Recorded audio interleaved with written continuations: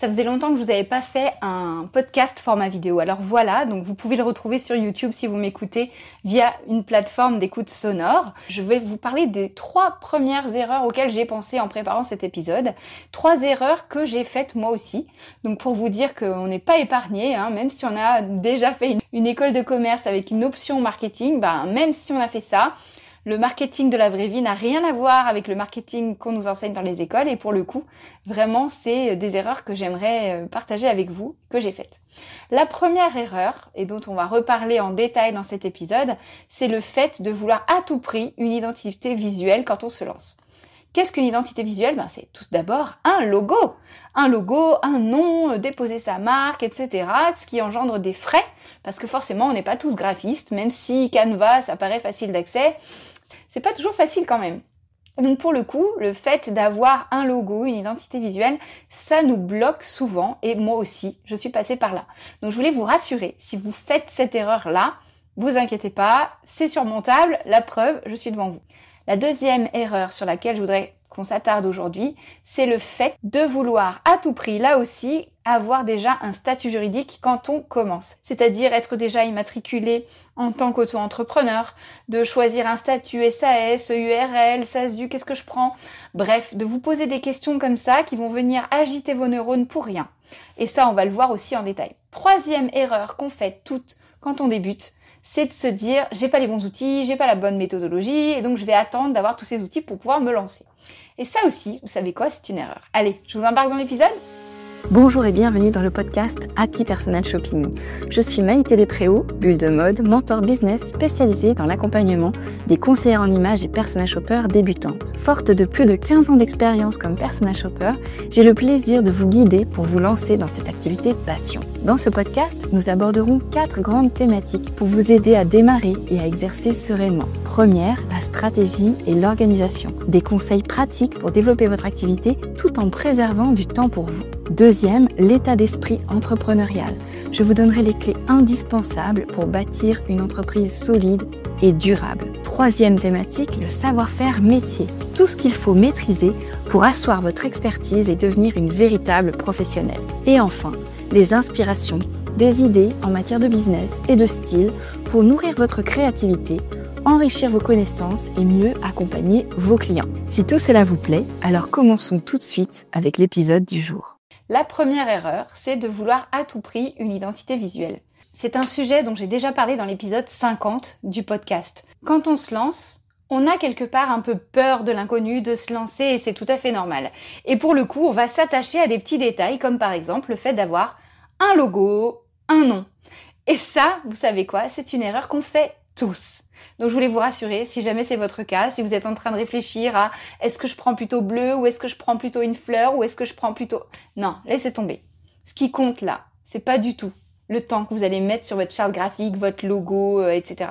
Ce qui compte, c'est que vous alliez parler à votre future cliente et que vous lui posiez des questions de quoi elle a besoin.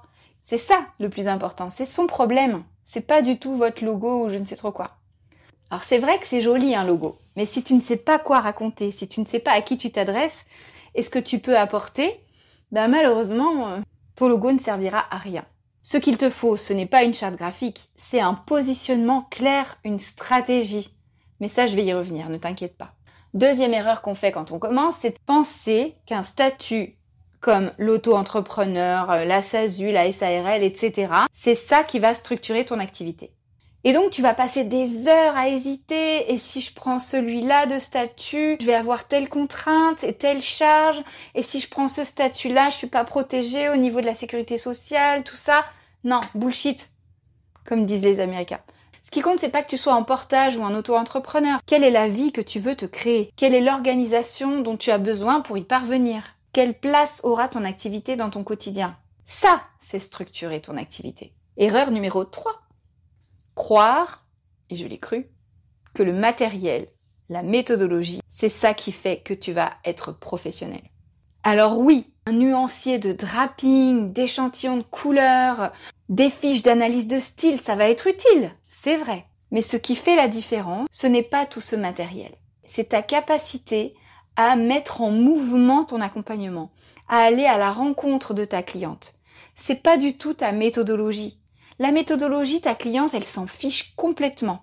Par contre, elle a un problème, elle ne se sent pas bien dans sa peau. Et elle a besoin de toi pour l'aider, grâce aux vêtements, à reprendre confiance en elle. C'est ça qui est important. C'est comment est-ce que tu peux aider ta cliente? Qu'est-ce que tu peux lui proposer pour qu'elle se sente mieux dans ses baskets, même si elle n'en porte pas? Pense-y. Le matériel, c'est un plus. Mais c'est pas ça sur quoi va reposer ton activité.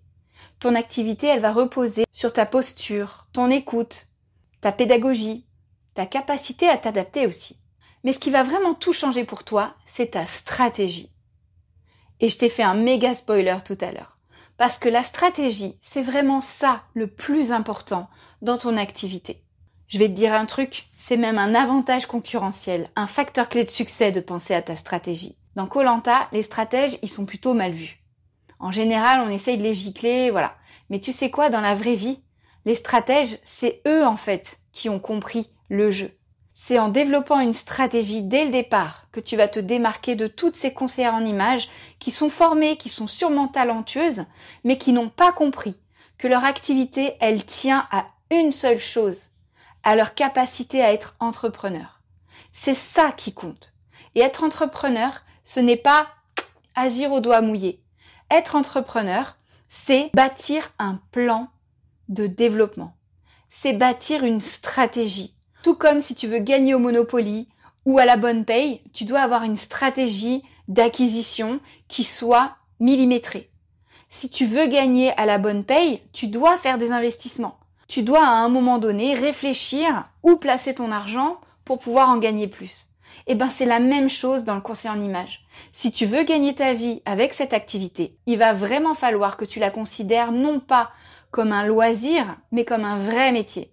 Et là, ça rejoint ce que la plupart des gens pensent du conseil en images. C'est un métier superficiel, qui n'a pas d'avenir, etc., etc. Non. C'est le cas si tu penses comme toutes les conseillères en images. C'est-à-dire que tu te dis, il suffit d'avoir des foulards et d'avoir suivi la formation morphologie pour pouvoir aider quelqu'un. Mais ce n'est pas vrai. Si tu veux vraiment développer ton activité et qu'elle dure, qu'elle soit pérenne, eh bien tu dois réfléchir à ta stratégie et dès maintenant.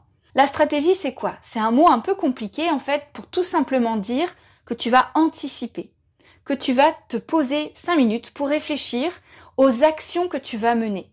Parce que les actions que tu vas mener, elles vont te coûter de l'énergie, elles vont te coûter du temps, elles vont te coûter peut-être même de l'argent, si tu fais de la pub par exemple. Et donc tu ne peux pas te permettre de gaspiller ces ressources. Donc comme tu es une personne raisonnable, et que tu veux vraiment développer ton activité avec professionnalisme, tu vas gérer tes ressources. Tu vas les gérer correctement. Et donc, tu vas faire la liste de tes ressources. Et tu vas voir comment tu peux les utiliser au mieux. C'est ça, être stratège. Ne me dis pas que c'est pas déjà ce que tu fais pour tenir, par exemple, ton foyer. Si tu es maman, tu es organisée. Tu sais comment ça se passe. Tu fais attention à ton budget. Parce que tu sais que, voilà, les activités des enfants, plus les frais de la maison, plus les courses, etc., etc., tu calcules forcément. Et ben c'est pareil pour ton activité. Il n'y a aucune raison que tu ne considères pas ton activité de conseil en images, même si c'est ta passion, même si c'est ta reconversion rêvée et qui va enfin te permettre de vivre la vie que tu rêves de mener et de sortir d'un salariat qui te prend la tête, même si c'est un métier de rêve, ça reste une activité professionnelle, une activité entrepreneuriale. Et donc forcément, la partie stratégique va être nécessaire. L'avantage aussi de la stratégie, c'est que ça va te permettre de travailler ton marketing et donc de pouvoir toucher les bonnes personnes au bon moment, c'est-à-dire les personnes qui ont besoin de toi et qui sont prêtes à investir. Parce que oui, il y en a. Il y a des personnes qui ne sont peut-être pas dans ton entourage proche et c'est ok, qui ont besoin de toi et qui te cherchent désespérément, qui ne savent pas où te trouver et qui n'attendent que ça, de te découvrir.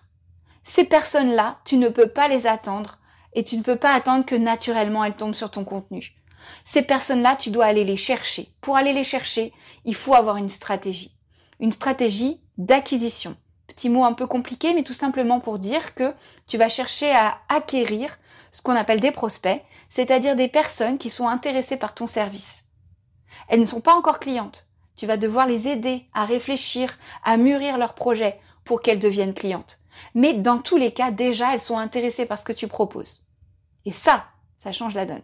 Donc si vous avez bien compris ce que j'essaye de vous dire, c'est que si vous voulez développer votre activité de conseiller en images de manière pérenne, si vous avez vraiment envie d'en faire votre projet de vie, si vous avez vraiment envie de quitter ce salariat qui vous prend la tête, alors vous devez réfléchir stratégie. Vous devez faire les choses avec intention. Tout comme poster sur les réseaux sociaux ne se fait pas comme ça, avec juste une idée où on copie les tendances ou quoi. Non, ça doit se faire avec intention. Vous devez réfléchir aux étapes que la personne que vous voulez atteindre va traverser avant de pouvoir vous faire confiance avec votre service. Vous devez réfléchir à ça, vous devez l'anticiper et vous devez justement planifier les actions que vous allez mener pour pouvoir arriver à cet objectif. Et là, je sens que vous paniquez.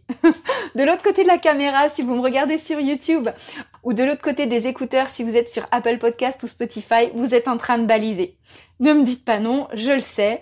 Forcément, vous vous dites « Ah là là, moi j'ai jamais fait de marketing, je sais pas ce que c'est, encore un nom anglais, au secours ».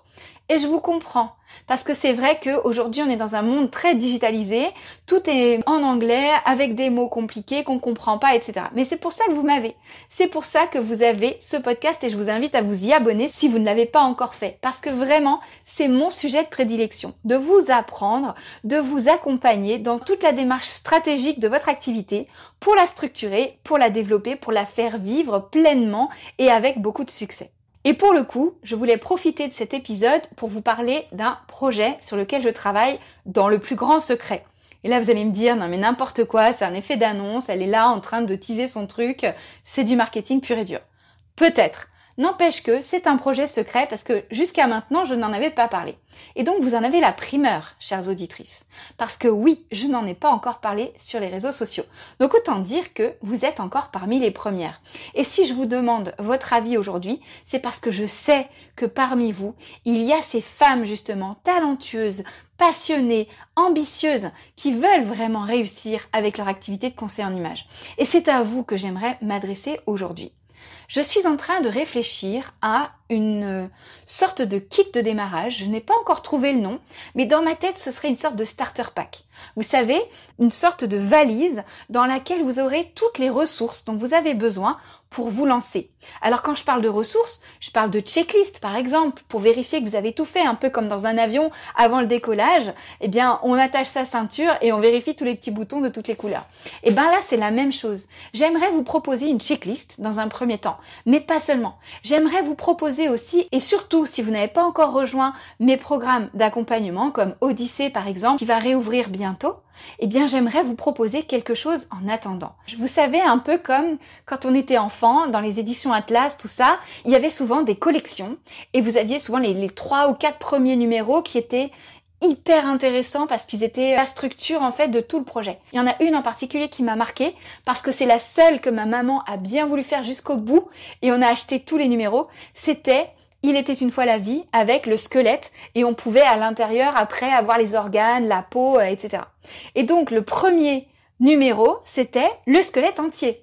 Donc vous aviez quelque chose de vraiment construit, la base pour travailler, mais quand même quelque chose de très construit.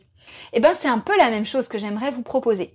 Ce starter pack, dans ma tête, dans mon imagination, et c'est là où j'ai besoin de vous, parce que rien de tel que vous pour me dire si oui ou non, c'est effectivement de ça dont vous avez besoin. Et c'est pour ça que je compte sur vous.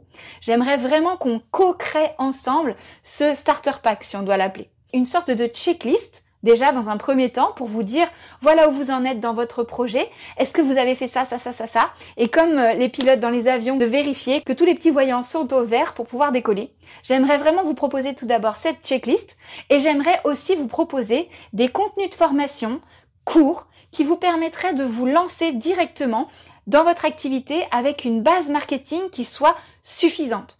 Parce que je vois trop de conseillères en images qui publient sur les réseaux sociaux et qui se crament parce qu'elles vont publier, mettre toute leur énergie là-dedans sans avoir aucun résultat. Et comme je vous l'ai dit tout à l'heure, c'est normal. C'est une entreprise que vous êtes en train de créer. Ce n'est pas juste une activité pour un mercredi après-midi avec vos enfants ou pour vos loisirs. Ce n'est pas une activité ponctuelle que vous êtes en train de créer. C'est une activité professionnelle sur le long terme. Elle va nécessiter forcément un investissement de votre part, en temps, en énergie et pourquoi pas en argent, si vous faites de la publicité par exemple, ou si vous envisagez de suivre une formation. Donc c'est pour vous dire que ce temps, cette énergie, ces ressources que vous allez engager pour votre projet, ce serait trop dommage de les gaspiller. L'objectif de ce starter pack, c'est vraiment de vous proposer d'avoir tous les éléments dont vous avez besoin pour vous sentir sereine et commencer votre activité du bon pied, c'est-à-dire avec une base structurée, une base stratégique. Donc je compte sur vous. À partir de maintenant, c'est vraiment très important pour moi. Venez remplir la boîte à idées. Alors c'est pour ça que j'ai besoin de vous. Comme je vous le disais, j'aimerais vraiment co-créer ce starter pack avec vous. Ça veut dire quoi? Ça veut dire qu'à partir de maintenant, si vous écoutez ce podcast, une fois que vous avez terminé de l'écouter, j'aimerais que vous preniez quelques instants et que vous veniez me dire en commentaire, en MP sur Instagram ou pourquoi pas par email ou en cliquant sur le lien que je vous ai proposé ici pour laisser vos idées directement. J'ai besoin de savoir ce que vous rêvez d'apprendre pour pouvoir vous lancer parce que c'est ça qui bloque. Est-ce que c'est maîtriser Instagram? Est-ce que c'est les bases pour faire de la gestion administrative? Est-ce que c'est pour du marketing? Dites-moi ce dont vous avez besoin. Et surtout, n'ayez pas de tabou, il n'y a pas de mauvaises idées. Il n'y a pas d'idées stupides, il n'y a pas d'idées ridicules, il n'y a pas d'idées bêtes. Quelle que soit votre situation actuelle, venez me dire ce dont vous avez besoin pour démarrer. Grâce à vos retours, je vais pouvoir identifier les points sur lesquels je dois me concentrer pour ce starter pack. Grâce à vous, on va avoir une boîte à idées géante, une boîte à idées qui va me permettre de créer les contenus qui vont correspondre le mieux à vos attentes. Venez me parler de ce qui vous est difficile, venez me parler de ce qui vous freine, venez me raconter ce dont vous avez besoin. Je suis tout oui pour pouvoir créer ensuite le starter pack de vos rêves. J'ai vraiment besoin de vous là-dessus. Je compte sur vous. Merci. Parce que vraiment, c'est grâce à vous qu'on va pouvoir créer la meilleure formule possible pour vous permettre de démarrer. Merci d'avance de votre implication, de votre engagement. C'est comme ça qu'on va pouvoir définir le meilleur starter pack du monde.